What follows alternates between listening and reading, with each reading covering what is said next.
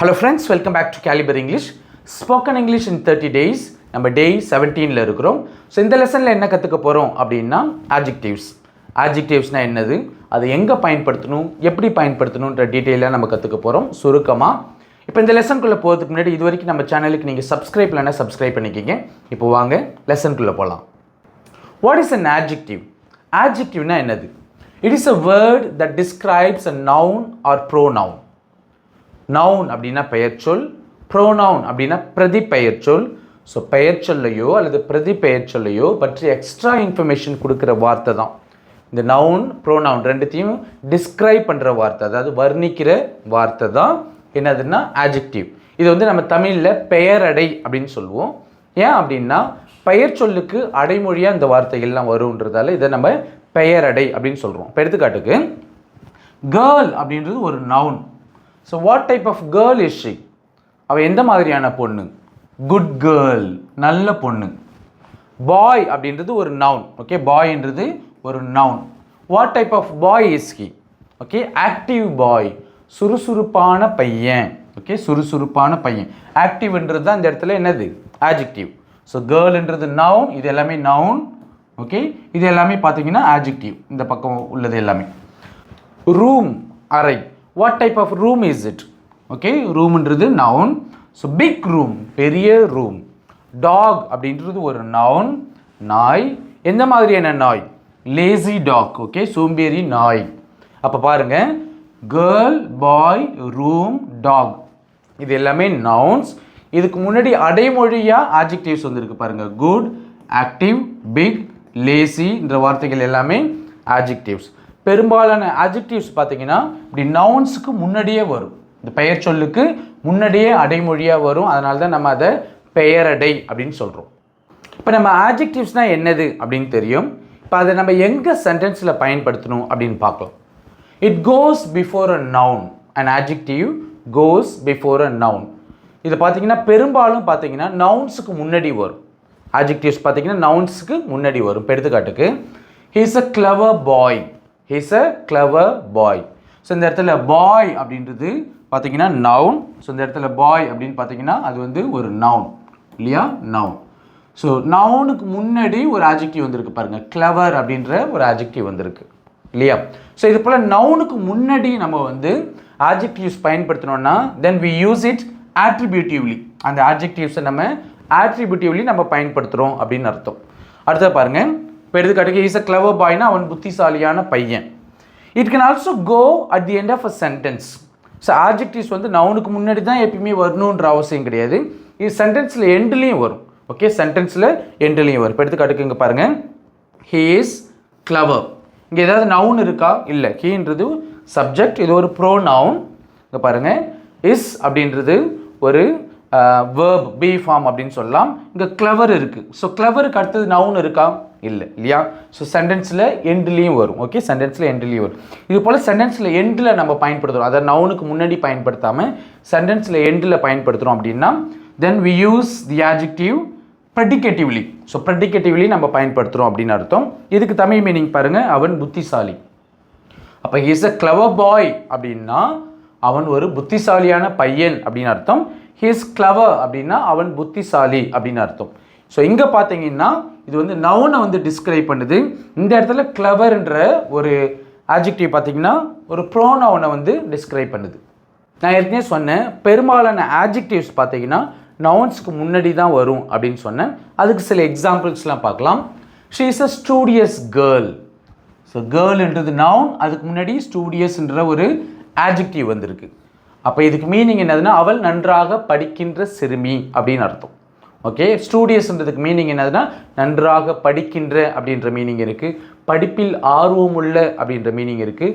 படிப்பில் அதிக நேரம் செலவிடுகின்ற அப்படின்ற மீனிங்லாம் இருக்குது. He is a talented boy. பாய்ன்றது நவுன், அதுக்கு முன்னாடி டேலண்டட் அப்படின்ற ஒரு ஆட்ஜெக்டிவ் வந்திருக்கு. அவர் ஒரு திறமையான பையன். She is a beautiful woman. Woman அப்படின்றது நவுன், அதுக்கு முன்னாடி பியூட்டிஃபுல்ன்ற ஒரு ஆட்ஜெக்டிவ் வந்திருக்கு. இங்கே பாருங்கள், அவள் ஒரு அழகான பெண். Is a handsome man. மேன்ன்றது ஒரு நவுன், அதுக்கு முன்னாடி ஹேண்ட்ஸம் அப்படின்ற ஒரு ஆட்ஜெக்டிவ் வந்திருக்கு. அதுக்கு மீனிங் அவன் ஒரு அழகான ஆண். இப்போ இந்த பியூட்டிஃபுல்ன்ற வார்த்தை எப்பயுமே பெண்களுக்கு தான் பயன்படுத்தணும், ஆண்களுக்கு பயன்படுத்தக்கூடாது. ஹேண்ட்ஸம் என்ற வார்த்தை எப்பயுமே ஆண்களுக்கு தான் பயன்படுத்தணும், பெண்களுக்கு பயன்படுத்தக்கூடாது. ஆனால் ரெண்டுத்துக்கு மீனிங் அழகானதான். பட் பியூட்டிஃபுல் என்ற வார்த்தை பெண்களுக்கு தான் பயன்படுத்தணும், ஆண்களுக்கு கிடையாது. ஹேண்ட்ஸம் என்ற வார்த்தை ஆண்களுக்கு தான் பயன்படுத்தணும், பெண்களுக்கு கிடையாது. அடுத்ததாக பார்த்தீங்கன்னா ஆட்ஜெக்டிவ்ஸை நம்ம பி வேர்புக்கு அடுத்ததாக பயன்படுத்தலாம். பி வேர்ப் அப்படின்னு நான் எது சொல்கிறேன்னா பிஇபி. ஸோ இதுதான் பேஸ் ஃபார்ம் ஆஃப் வேர்ப் இல்லையா, இதுதான் பி ஃபார்ம்ஸ்க்குலாம் பேஸ் ஃபார்ம். ஸோ இந்த பி என்ற வேர்புக்கு அடுத்ததாக நம்ம பயன்படுத்தலாம். ஓகே, இப்போ எடுத்துக்காட்டுக்கு பி ப்ளஸ் ஒரு ஆட்ஜெக்டிவ், ஆனஸ்ட் அப்படின்றது ஒரு ஆட்ஜெக்டிவ். இப்போ பி ஆனஸ்ட் அப்படின்னா நேர்மையாக இரு அப்படின்னு அர்த்தம். ஸோ பின்னா இரு, ஆனஸ்ட்னா நேர்மையாக. இப்போ பி லாயல் அப்படின்னா விசுவாசமாக இரு. பி கிரேட்ஃபுல் அப்படின்னா நன்றி உணர்வோடு இரு. பி ஆக்டிவ் அப்படின்னா சுறுசுறுப்பாக இரு. பி ஹாப்பி அப்படின்னா மகிழ்ச்சியாக இரு. ஓகே, ஸோ அப்போ பிக்கு பக்கத்தில் ஒரு நம்ம ஆட்ஜெக்டிவ் போட்டுக்கலாம். ஃபார்முலா என்னதுன்னா பி ப்ளஸ் ஆட்ஜெக்டிவ், அவ்வளோதான். பி ப்ளஸ் ஒரு ஆட்ஜெக்டிவ், இதுதான் ஃபார்முலா. அப்போ பாருங்கள், ஸோ பி ஹாப்பின்னா சந்தோஷமாக இரு. அப்போ இந்த பியை வந்து நெகட்டிவாக எப்படி மாற்றுறது? டோன்ட் பி போட்டுட்டு lazy. For example don't be லேசினா சோம்பேறியாக இருக்காத. டோன்ட் பி ஒரீட் அப்படின்னா கவலையோடு இருக்காத. டோன்ட் பி ஆங்க்ரி அப்படின்னா கோபமாக இருக்காத அப்படின்னு அர்த்தம். இப்போ நல்லா கவனிக்கணும், இந்த பி என்ற வேர்பு வந்துச்சுன்னா அதுக்கு பக்கத்தில் நம்ம ஆட்ஜெக்டிவ் தான் போடணுமே தவிர ஆட்வர்ப்ஸ் போடக்கூடாது. இப்போ எடுத்துக்காட்டுக்கு பி ஆனஸ்ட்லி அப்படின்னு சொல்லக்கூடாது, தப்பு. பி லாயலி, தப்பு. பி கிரேட்ஃபுல்லி, தப்பு. பி ஆக்டிவ்லி, தப்பு. பி ஹாப்பிலி, தப்பு. ஓகே, அப்போ பாருங்கள், நேர்மையாக இருனா பி ஆனஸ்ட், விசுவாசமாக இருனா பி லாயல், அவ்வளோதான். நெக்ஸ்ட் ஒன், ஆட்ஜெக்டிவ் பார்த்தீங்கன்னா பின்ற வேர்புக்கு அடுத்தது பயன்படுத்தலாம் அப்படின்னு சொன்னோம். அதாவது பி ப்ளஸ் ஆட்ஜெக்டிவ் பயன்படுத்தலாம் அப்படின்னு சொன்னோம் இல்லையா. அடுத்ததாக பார்த்தீங்கன்னா நம்ம வந்து இந்த ஆட்ஜெக்டிவை பி ஃபார்ம்ஸுக்கு பக்கத்துலேயும் பயன்படுத்தலாம். அதாவது இந்த பிக்கு டிஃப்ரெண்ட் ஃபார்ம்ஸ் இருக்கு இல்லையா, டென்ஸுக்கு தகுந்தா போல், சப்ஜெக்ட்டுக்கு தகுந்தா போல் டிஃப்ரெண்ட் ஃபார்ம்ஸ் இருக்குது. இப்போ எடுத்துக்காட்டுக்கு ஆம், இஸ், ஆர், பாஸ்டில் பார்த்தீங்கன்னா வாஸ், வேர், ஃபியூச்சரில் பார்த்தீங்கன்னா வில் பி இல்லையா, வில் பி. ஸோ இதெல்லாம் பியோட டிஃப்ரெண்ட் ஃபார்ம்ஸ். இந்த வார்த்தைகளுக்கு அடுத்ததாகவும் நம்ம பயன்படுத்தலாம் ஆட்ஜெக்டிவ்ஸை. இப்போ எடுத்துக்காட்டுக்கு ஐ ஆம் டயர்ட் அப்படின்னா நான் சோர்வாக இருக்கிறேன். இங்கே பாருங்கள், இது சப்ஜெக்ட், ஆம் என்ற பி ஃபார்ம் வந்திருக்கு. ஓகே, பி ஃபார்ம் வந்திருக்கு. அதுக்கு அடுத்ததான் டயர்ட் அப்படின்ற ஒரு ஆட்ஜெக்டிவ் வந்திருக்கு. அப்போ ஐ ஆம் டயர்ட் அப்படின்னா நான் சோர்வாக இருக்கிறேன். ஐ ஆம் ஹங்க்ரி, எனக்கு பசியாக இருக்கிறது.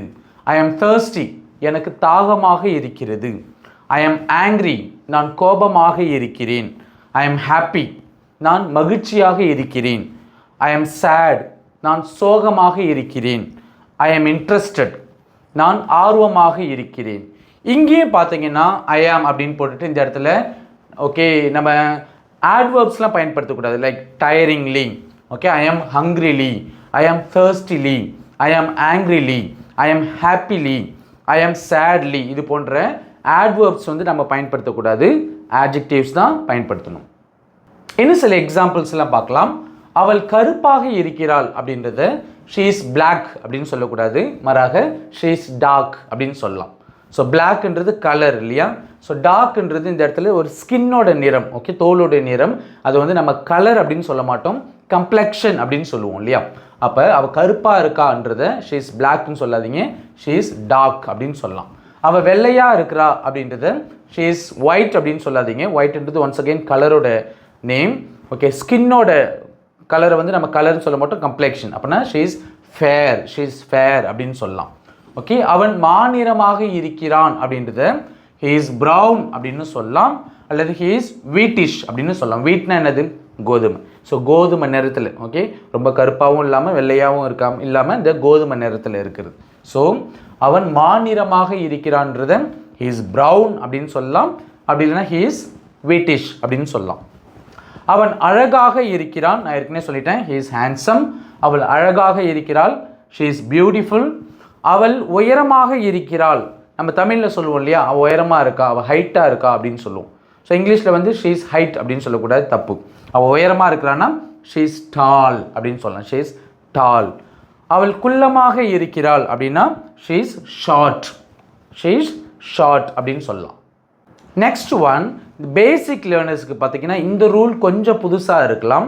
பொதுவாகவே நம்ம வந்து ஆட்வர்ப்ஸ் வேர்புக்கு அடுத்தது என்ன பயன்படுத்துவோம், ஆட்வர்ப்ஸ் தான் பயன்படுத்துவோம். ஏன்னா அது வந்து வேர்பை வந்து குவாலிஃபை பண்ணுறதால. இப்போ எடுத்துக்காட்டுக்கு she came immediately. பாருங்கள், இந்த இடத்துல இமீடியட்லின்றது ஒரு ஆட்வர்ப், கேம்ன்றது ஒரு வேர்ப். அப்போ she came slowly, அவன் மெதுவாக வந்தா. அப்போ இந்த இடத்துல she came slowly, ஸ்லோலின்றது ஒரு ஆட்வர்ப். பொதுவாகவே வேர்புக்கு அடுத்தது நம்ம வந்து ஆட்வர்ப் பயன்படுத்துவோம்.